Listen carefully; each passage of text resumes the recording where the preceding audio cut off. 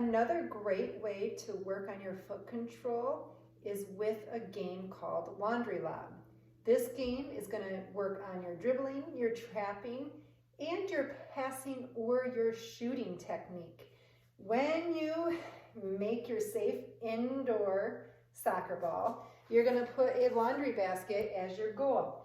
Now you can pretend that laundry basket is a goal to score on, or you can pretend it's a player that you're passing to, because the same foot skill is for both. You're going to put a marker down. So I'm going to start trying to dribble up, trapping, aiming from my hat. You're going to turn and use the instep of your foot. Your non-kicking foot is going down next to your indoor soccer ball.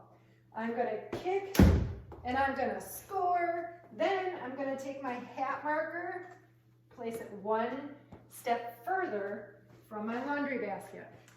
I'm going to get my soccer ball, dribble with the inside of my foot. I'm going to go to my marker, place my non-kicking foot down, take a sweep using the inside of my foot, and score. Then I'm going to do it again from further out yet.